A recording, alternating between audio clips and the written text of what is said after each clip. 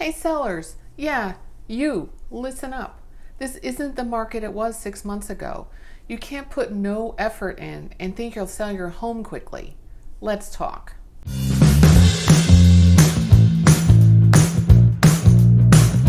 Hi, I'm Stacy Olson with the Valentini team at Lamacchia Realty, and on my channel, I'm going to tell you everything you need to know about living on the Connecticut coast.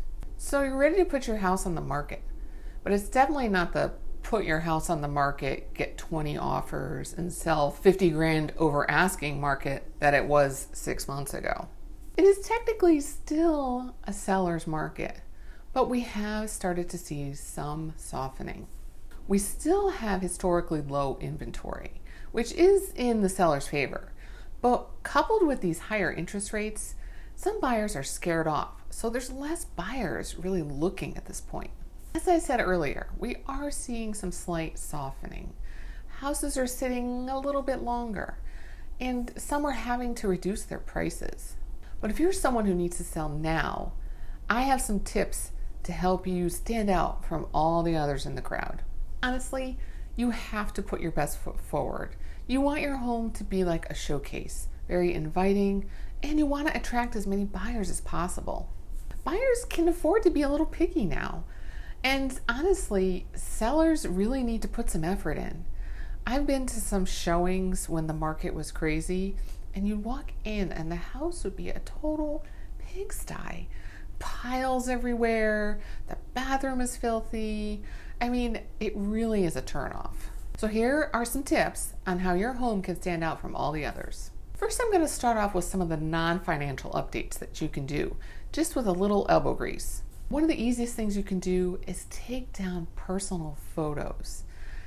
When buyers come in, they don't want to see pictures of your family everywhere because then they can't picture themselves living there. This is a super easy fix.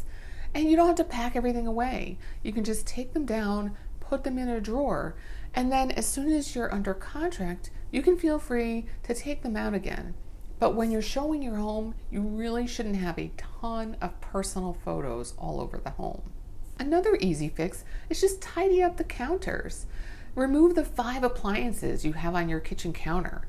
I mean, you're going to have a toaster, a coffee pot, an air fryer. I mean, who knows what you have on there? But the less you have on the counters, the more room potential buyers see that they have there. And just get rid of clutter. This goes for the entire house. If you have way too much furniture in a few rooms, it's best to move it either to the basement or the garage.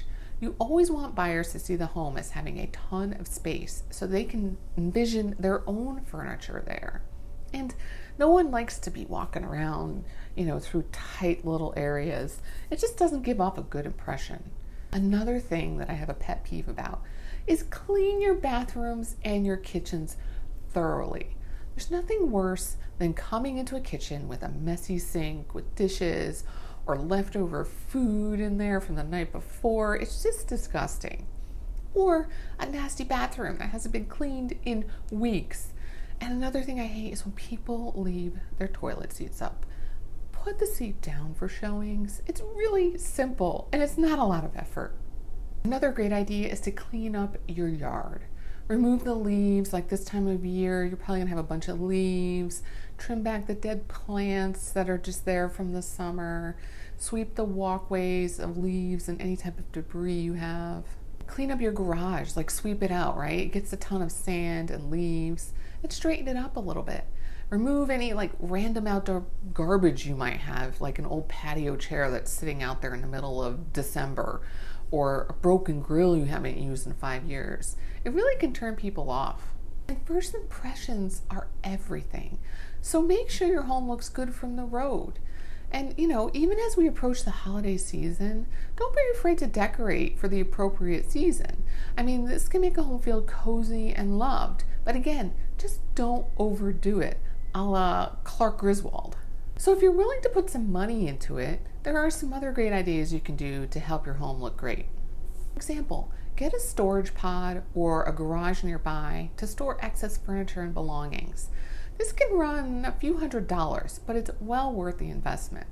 We actually did this when we sold our home a few years ago, and it's like out of sight, out of mind. we were able to store so much miscellaneous furniture and decor. It really opened up the house.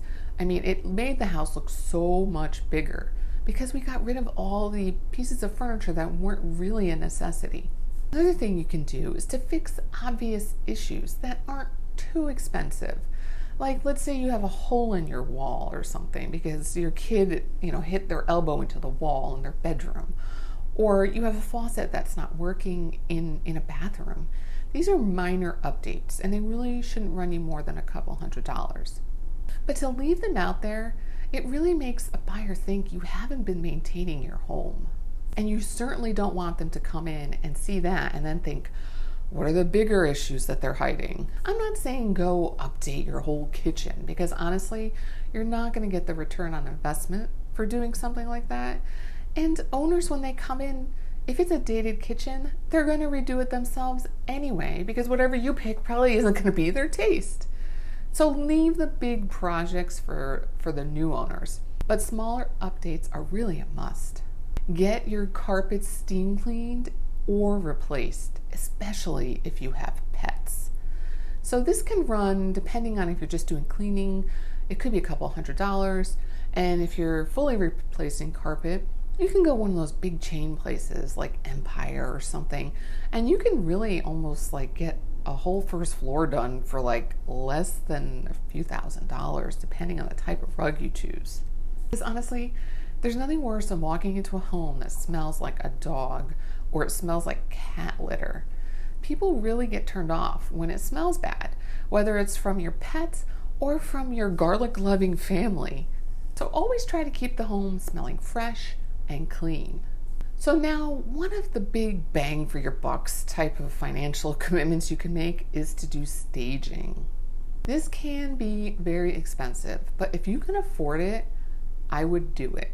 This is when professionals come in and they basically turn your home into a showroom. They might just bring in a couple pieces of furniture and take out some old ones, or they might just refurnish the whole home and add rugs and decor. And this is their job. So they know how to accentuate the positives and detract from the negatives. Their goal is to sell your home quickly and for top dollar. But let's say professional staging isn't in your budget, which quite honestly isn't in a lot of people's budget. But you can invest in some small staging things just on your own. Go to your local Home Goods and buy some new throw pillows or some clean white towels that you can put in your bathroom. Maybe some nice knickknacks for your bookshelves that really appeal to all of today's buyers. And I'm not saying load up on things because, right, we just want to declutter. But let's say you decluttered a lot of things and you realize, I have a little space here. I can get something that's a little more trendy to put here. But the most important thing is to show buyers that you care about your home and what it looks like and that you have maintained it. So try to make it look as appealing as possible when you have showings. So if you're thinking about selling or buying in the area, please reach out. I would love to help. And if you have any questions, please shoot me an email. I'm always here. And if you're looking in the area and you think Milford might be the place for you, check out this video where I talk about all the great things going on in downtown Milford. And until next week, have a great day.